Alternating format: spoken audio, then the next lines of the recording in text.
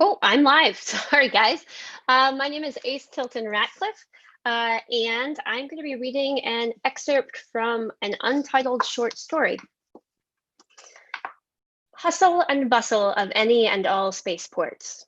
Folk passing, some with skin the vibrant, bold color of Earth's aurora borealis before climate change turned the sky perpetually cloudy. Some with skin the color of Martian rock, dust stacked into cairns. Some with no skin at all, just long strips of muscle moving slow and sinuous as they pass.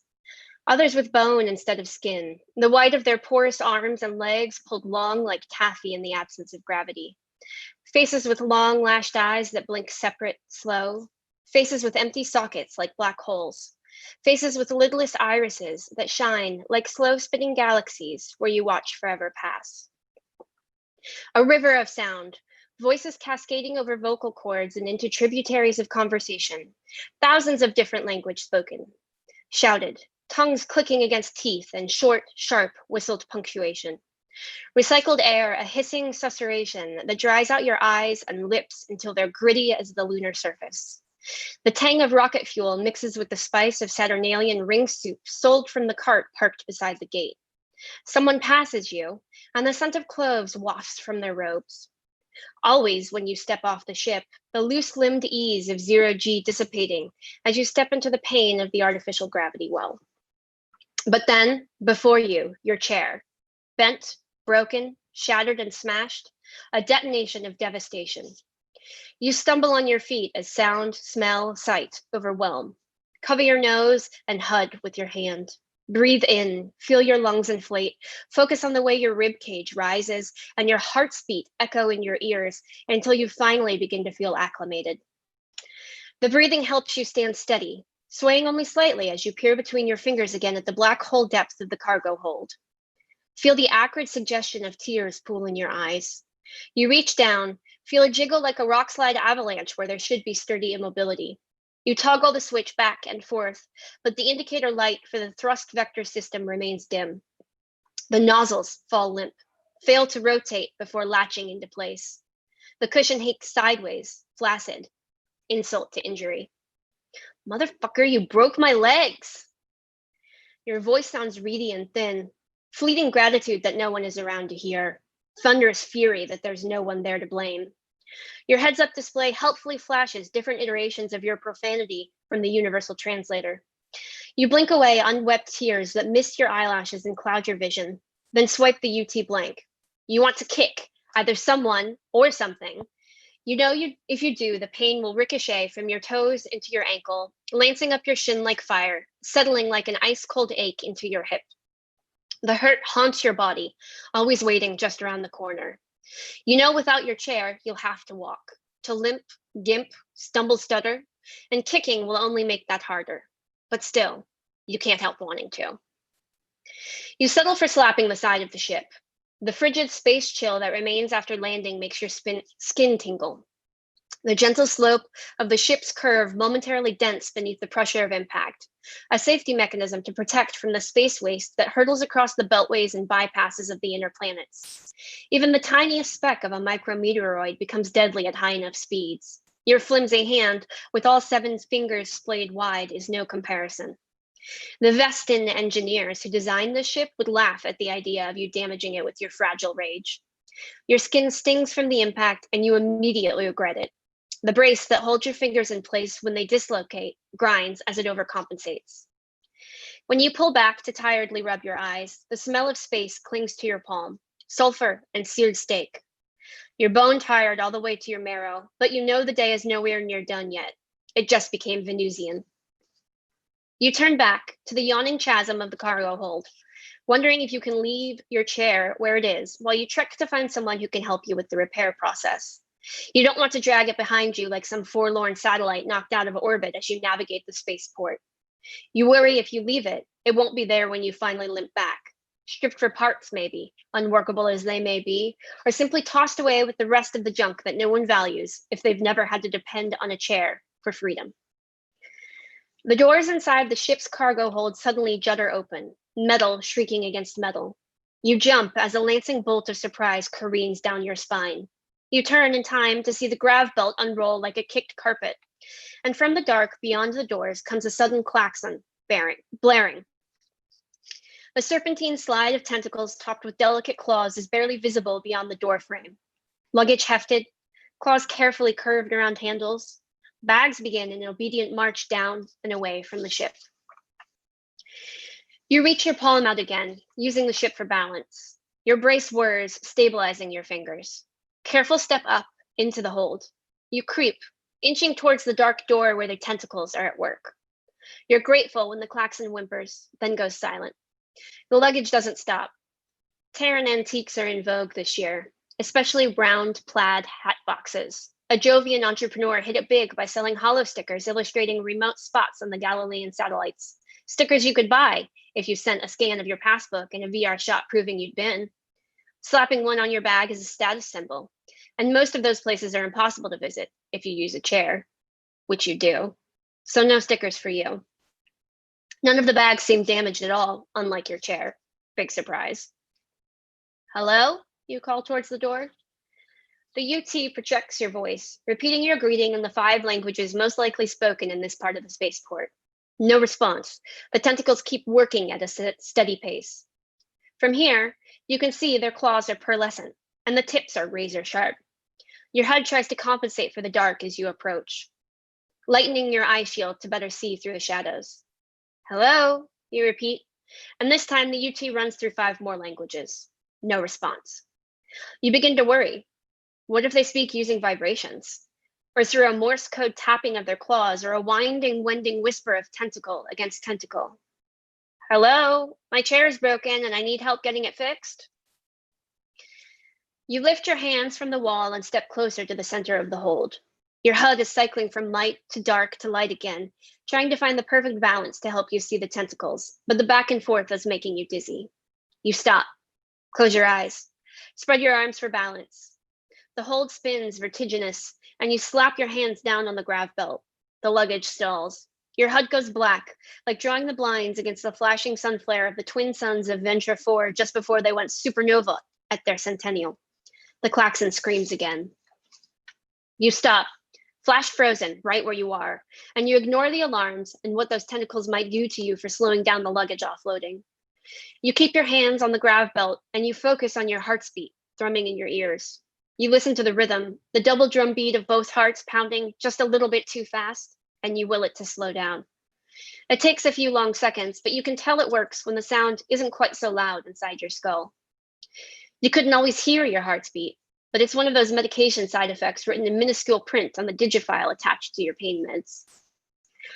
Once your heart slows down, the rest of your body follows. You open your eyes and the HUD follows suit, illuminating both the cargo bay and the tentacles, which are now crossed in a universal symbol of utter irritation. You take your hands off the grav belt and the luggage immediately begins to flow again. The alarms chirp into silence as you begin to speak, and so your voice is louder than you intended. My chair! Whoever offloaded it from the ship broke it. You drop your voice, trying to compensate for the sudden silence. And I literally need it to get around. You point down to your legs, the soft blue glow of the electronics that control your knee braces bright in the semi-darkness. Your body can tough it out for a little while on its own, but you need your chair for things like crossing solar systems. The tentacles uncross, and in the moment the claws catch some of the light from your braces, casting a shimmering luster over the walls like sunshine on flowing water. One points out of the cargo hold towards a hollow screen with a map. Words appear on your HUD, translated for you. Cannot help. Trained for luggage, not chairs. Go to ticketing. You feel your jaw clench, a tightening that pulls the skin across your entire skull taut. The message feels like an insult. Worse, it feels like you're not even worth an actual dig. You're not even worth the same effort as a suitcase. You click your fingertips together to activate the HUD biofeedback system. Then you flick your fingertips to the right, wiping away the message. Fine, you mutter. Thanks for nothing. You turn away, not really caring if the tentacles can hear. You decide to move your chair from where you parked it and tuck it into a corner behind a support column.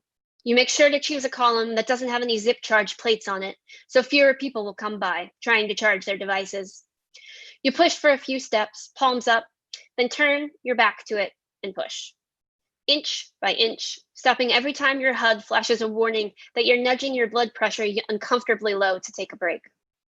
You can practically feel your muscles tying themselves into knots, and it's easy to imagine your physical therapist back on Leica station complaining about undoing all their hard work.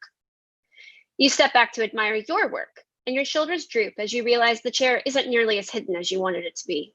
Since the motor is off, the magnetic coils that usually hold the small bag you take everywhere with you aren't conducting. You're glad you looped a strap on, just in case. You pull the bag off the chair and drape it over your shoulder, making sure it hangs in front of you. All you can do now is hope the chair will still be here when you come back. The walk from here to ticketing is trudging tedium, like trying to weave your way through an asteroid field with a ship the size of Jupiter. You stumble every few steps, your vestibular system unaccustomed to the artificial gravity of this station. You wish the system would settle on a universal standard. One of the walls is reflective in an attempt to make the small port seem bigger than it actually is. Usually, you can forget about the constant threat of imminent death just outside the walls. Existential dread in space would be overwhelming otherwise. You catch sight of yourself as you pass. Human, yes, but from a Terran family who emigrated into space generations ago, and your body has reaped the repercussions of your immigrant status. Each of your joints is supported by a complicated ecosystem of braces that are built directly into your body, assembled from servo motors and lubricated with biodegradable oil fabricated from your own blood. Polydactyly runs in your family, and your extra fingers can't therefore be blamed on the side effects of space radiation on DNA. But the second heart is compensatory. Floating in zero G is good for your pain, but bad for the fluids in your circulatory system, which want to move from your chest up into your head. Your single heart working alone wasn't strong enough to keep your blood and lymph moving as necessary. The HUD covers your eyes completely. Even with the extra heart to move your fluids, your right eye has been permanently remodeled by the extracranial pressure. Without the display, you're technically blind in that eye.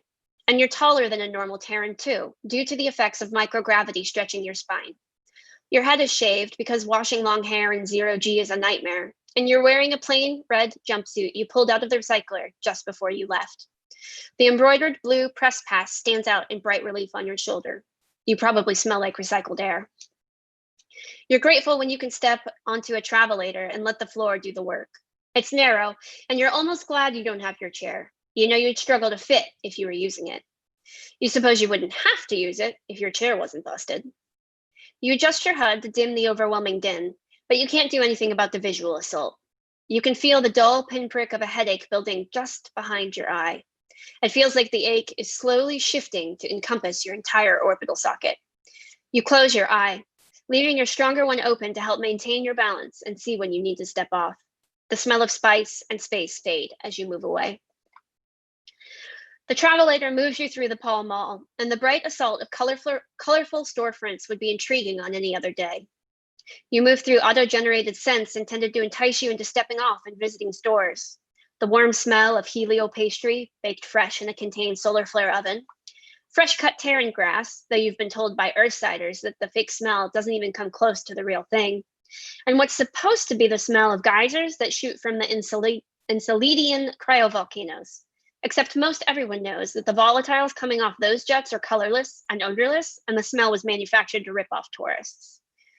You wish your HUD had the ability to shut down your nose, too. You can feel your headache intensifying with each breath that you take. You feel like you've been trekking for miles before you finally see the austere white of ticketing rise up in your vision, like an old vid of moonrise over Earth's horizon. Of course, you can never enter Earth's gravity well to see the real thing in person. Your body would collapse beneath the weight of your own existence the moment you stepped foot to soil. Sometimes it makes you sad to know you can't explore the planet your people are from, but most of the time you've got the rest of the solar system to make you feel better. Or at least the places you can visit while using your chair. There are enough ticketing machines that you don't have to wait in line. You simply choose a machine to stand in front of and begin the process. You choose one that's a few steps away from other travelers, leaning your weight slightly against it as you touch the screen. Beside you, a furred humanoid with large triangular ears balances 4 small, fuzzy, chirruping bundles against its torso, while 3 hover bags follow behind. Tinier versions of their ears poke out from the bundles. The machine itself is old. There's no avatar to make you feel like you're actually interacting with someone, just scrolling text. There's a small button in the lower corner that gives you the option to activate a cheerful voice directed to your oral net. Thank you for choosing to fly with Friendly Skies. Are you ready to begin the check-in process for your flight?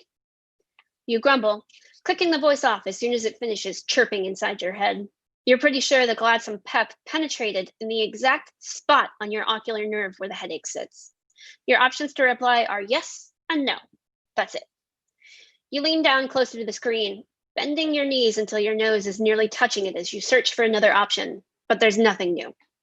You suppose that no is more accurate than yes, so that's what you hit. The previous text scrolls away, replaced by a new query. Are you ready to check your bags? Again, your only options are yes and no. You grumble quietly to yourself, sparing a glance at the other travelers. You're pretty sure everyone around you has cycled through already. Big ears and baby ears have moved on. You hit no, maybe a little more fiercely than you actually needed to. The words are replaced again. Do you need holo tags for your bags? You groan audibly when the same two responses pop up. No again. You run through the cycle and receive a series of new questions. Will you be traveling alone today? Do you need traveler assistance? Will you be paying by bank or chit transfer? Have you scanned your passbook yet? You run your hand over the screen, searching for any way to opt out of the auto queries. Nothing happens. You slide your palm across the side of the terminal, searching for anything that can get you out of the loop and into talking to someone or something about your chair. You're not feeling picky about which.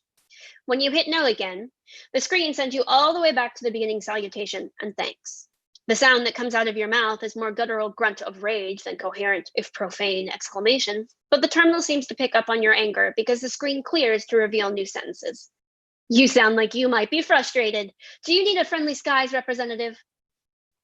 Finally, you groan, loudly enough that the traveler beside you holds a gloved extremity up to their beak in consternation at your uncouth outburst. You roll your eyes and wince as the movement sends pain like shards of glass up into your eye socket. You hit once, yes, carefully, almost daintily, afraid that if you smack the screen the way you want to, the whole thing will go blank just to spite you.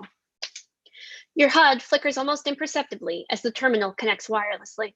There's a momentary delay as it rifles through your memory, searching for the perfect embodiment of customer service representative to ease the transactional nature of the conversation. You lean heavily against the terminal's frame, shifting your body weight from foot to foot and wincing as the soles of your feet prickle from their blood pooling. Sure would be convenient to have your wheelchair right about now. Finally, a hologram appears in the periphery of your vision, standing on the edge of your terminal. He's about the size of your hand, and he looks just like your daddy, except he's wearing an all-white jumpsuit with the Friendly Skies logo embroidered just above the left breast. You shake your head as if to clear the image. Of course he looks like Daddy, who not only took care of the vast majority of the chores because he hated the way Pops and Mama did things, but also worked from home, managing a vast empire of cleaning robots from the comfort of the living room. The hologram is even wearing the digital monocle Daddy wore, the opaque screen that faced the world tinted to match his outfit for the day. The hologram's monocle is the teal of the logo. The three of them, Daddy, Pops, Mama, manage the household evenly in other ways, but Daddy's role was to keep things running. So of course, he's your brain's fallback idea of who constitutes a customer service representative. Hello, Daddy waves gamely, hand cupped and arm uplifted. Thank you so much for trusting Friendly Skies with your interstellar travel needs. You don't think they got Daddy's voice quite right. It's missing the quiet whistle of his breath between the gap in his front teeth. You hate the idea of Friendly Skies culling data straight from your brain, even if it's something you opted into by dint of using their terminal. You focus on your HUD as the hologram continues through its opening monologue. I'm so sorry our terminal couldn't adequately offer assistance. How may I help you today? You mentally parse through files until you find what you're looking for, then you trust the program to run. There's a gap of silence, and you know the program you uploaded from your HUD has done its job when the quiet is broken by a query. Are you still there? The hologram prompts. Its voice has changed.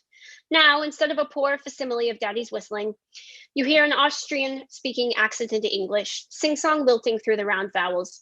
You focus your eyes, and the hologram has transformed into Krampus, all curved horns and cloven hoof. His dark fur hangs limply off his hocks and shoulders, and he gestures with the preternaturally long fingers of one hand towards you. If you fail to respond, I will disconnect in 5, 4. I'm here, you interrupt, spluttering. Don't go, please don't go.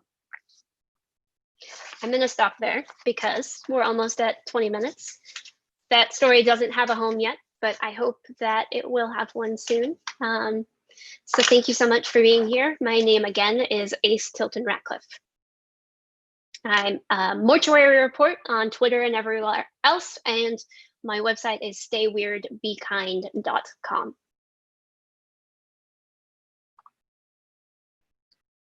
I think I can leave.